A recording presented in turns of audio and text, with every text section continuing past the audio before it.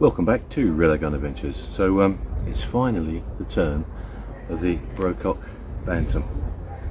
I know it's been a long time since I said I was going to do this, but I've got round to it. So this will be the first look. So Brocock call this a semi bullpup. It's 34 inches long, obviously without the hug silencer, so mine's slightly longer. It's full length 18-inch barrel. It's kind of I guess a full rifle action and a smaller stock, so it bridges the gap between a carbine rifle and a bullpup, and it's quite a good idea, although a bit of a strange one. Now it has a decent sized bottle on the front there. That's an alloy bottle, that's 480 cc's. They also do a carbon fibre bottle, which I think is around 500. It's just a bolt action, and I believe the Bantam 2 is still a bolt action. This is a very nice bolt. Of course, it's a Brocock, very well engineered. The magazine on this gives you 10 shots, and we're currently sporting an Airgun Optics EPL4 4-16 by 44, which I've been looking at just recently. Very nice scope.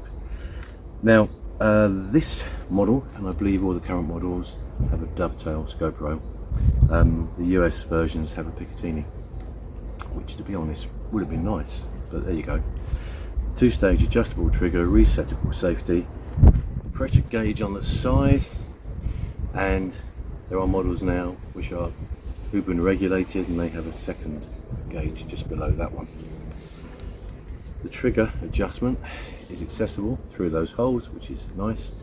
This is a magnetic cover for the filling probe. There's 3 little magnets there, so you don't lose it, and the probe plugs in there. It's well thought out, nicely put together. The stock is soft touch. My feeling is that this might be a wooden stock with a coating on it. I've never actually had the nerve to investigate that. So adjustable cheek piece. This is an adjustable butt pad as well. Comes with all the tools that you need. There's no provision for a bipod, so this one has a metal clamp, which is okay. It's from a company called Gun Bits. Can't recall how much it cost. And this particular bipod is a pretty basic spring-loaded. It's not a bad one. It's probably about a sort of 50 or 60 pound one, I think.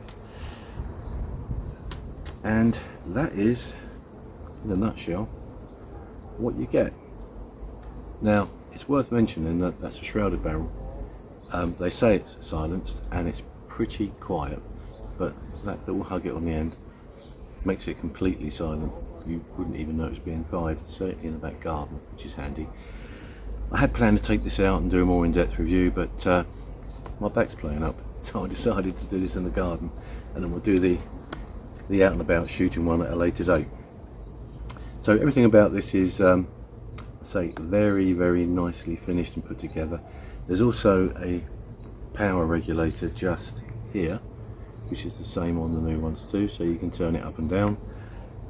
Mine's always on maximum, but I guess if you were shooting at short distances or in a barn, for instance, you might want to tone it back a little bit.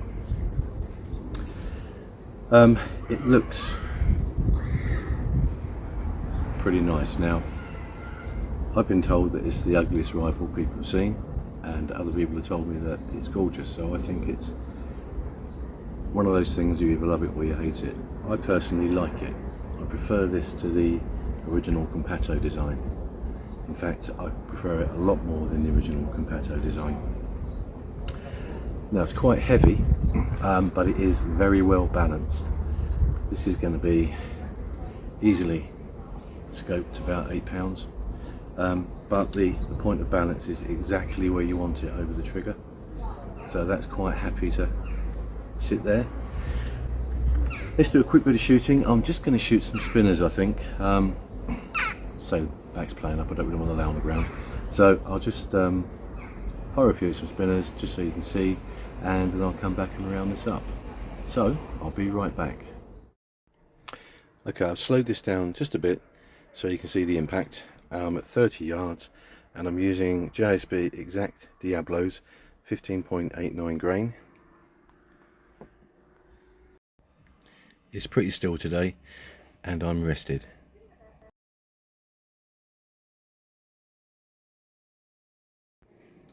You can see why I've slowed it down so you can actually see the result of the hits. This rifle does really like the JSB Diablo pellets. I'm actually sitting on the ground just to keep my back straight. To be honest, I think I might have slowed this down a little bit too much, but you get the idea. Come on, where's that last one?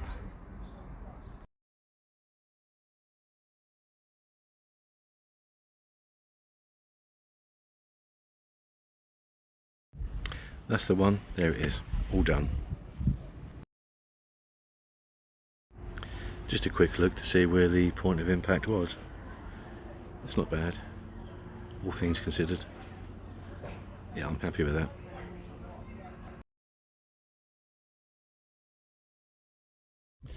Just to prove a point, goggles. So there you have it, fuse spinners. It's an accurate rifle, it's an easy rifle to shoot. As I've mentioned, there's some weight to it, but that isn't a bad thing, and it's so nicely balanced, you're not really aware of that. If you're going to stand up for hours holding it, then clearly you'll notice, but generally speaking, that's not the case. I think I mentioned it's a 10-shot magazine. This magazine is actually one of the nicest magazines around. It's pretty much all metal, it's absolutely precision built, no issues with these whatsoever. It's a day-state magazine, that's probably why it's so good. The bolt action is silky smooth. I believe the lever action ones are also known for their smoothness. I don't think there's really anything bad you can say about this apart from the fact that it sits somewhere in between carbine rifles and bullpups. It's not one and it's not the other. So it's a big bullpup or small carbine. It's nice though, you know, it's a useful little gun. Now I also find on the odd occasions I take it to the range, it also draws attention. People aren't sure what it is because there probably aren't that many around, or people are more interested in the Brocock Ghost, for example, and don't really take notice of these. So when I pop it out of the case and set up, I usually get a few glances and then people wander over and say, what you got there then? But anyway, that aside, I think I've said enough. I'll be back very soon with a proper out and about shooting video. You can see what it can do. In the meantime, please like and subscribe if you already have. Thank you very much, it's much appreciated, and I'll see you all again soon. Bye for now.